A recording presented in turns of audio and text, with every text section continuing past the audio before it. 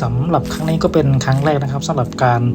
มาทดลองเป็นคนงานเก็บเมล็ดกาแฟนะครับ หลังจากที่เราเดินทางมาถึงช่วงบ่ายๆนะครับเราก็มาสำรวจสถานที่นะครับที่เราจะทำงานกันในพรุ่งนี้ก่อน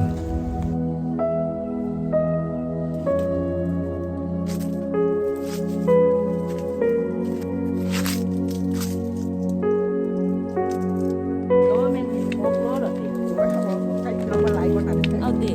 มันตัดตรงนี้ แม่นบ่ ตัวอันนี้เนี่ยยกไว้ที่ป้าอันนั้นแต่ที่เขาเอาแล้วยกไว้ให้มันแดงก่อนทั้งหมดเลยแต่งไว้แต่งไว้อย่างนี้ เมื่อสักครู่ป้าที่เป็นเจ้าของสวนนะครับก็มาสอนวิธีการเก็บเมล็ดกาแฟนะครับที่สวนนอกเหนือจากกาแฟก็จะมีส้มเขียวหวานทุเรียนแล้วก็ยางพารานะครับ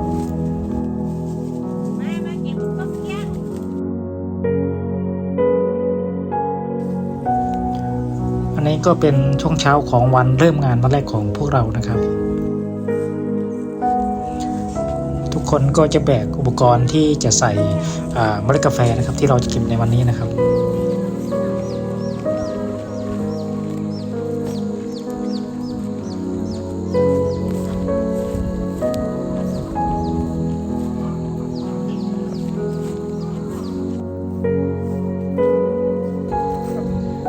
วันนี้จะมาเก็บกาแฟนะอยู่ข้างหน้าเรานี่เป็นแปลงกาแฟ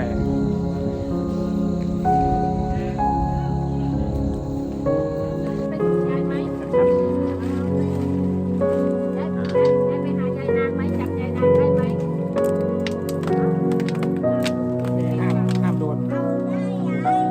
ลูกเรา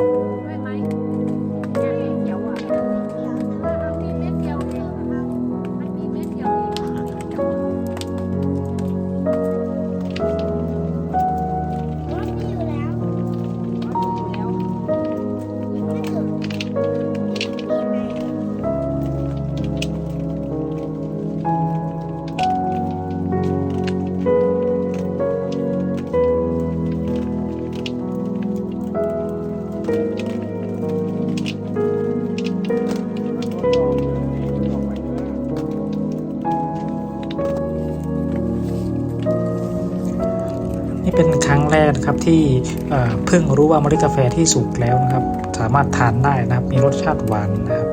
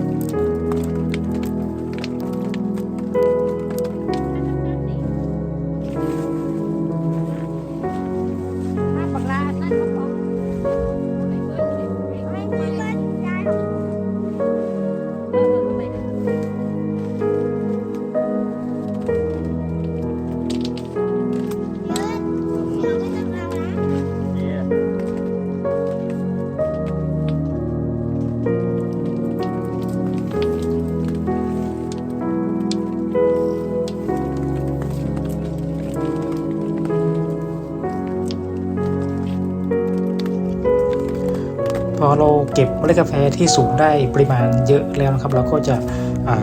ตักใส่กระสอบนะครับที่เราเตรียมไว้นะครับกระสอบหนึ่งที่เราตักใส่นะครับมีน้ำหนักค่อนข้างเยอะนะครับน่าจะประมาณ50 กิโลได้นะครับ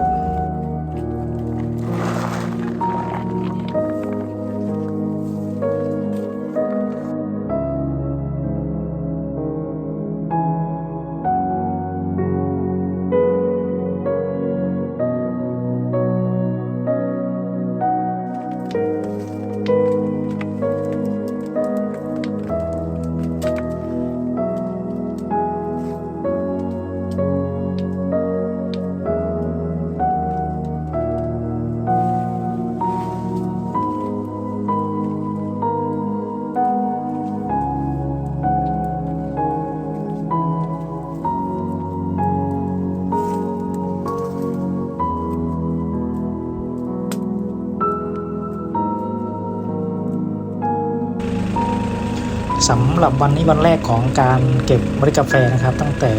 เช้าถึงเย็นนะครับก็พวกเรา7คนนะครับก็เก็บได้ประมาณรวมๆน้ำหนักนะครับก็อยู่ที่วัน1 ตันกว่าๆนะครับ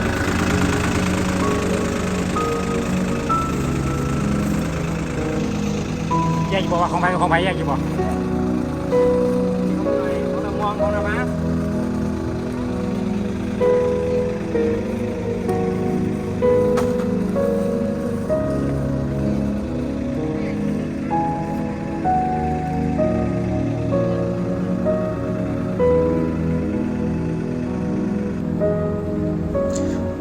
ตอนนี้เราก็กำลังขนเมล็ดกาแฟนะครับที่เก็บได้วันนี้นะครับเพื่อไปชั่งน้ำหนักนะครับ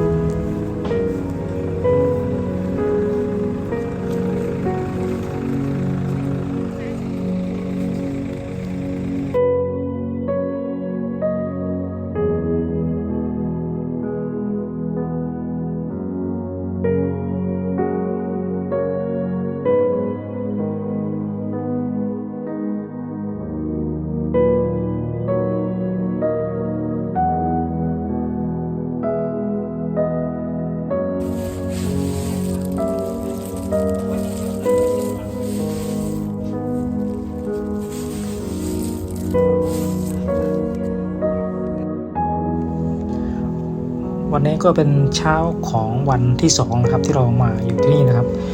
ตอนนี้เราตื่นเช้าเพื่อที่จะเข้าไปในหมู่บ้านนะครับกำลังขับรถออกจากไร่นะครับไปที่หมู่บ้านเพื่อที่จะไปหาซื้อพวกเสบียงก็ของใช้ส่วนตัวกันนะครับแสงและหมอกยามเช้าของที่นี่สวยมากๆนะครับ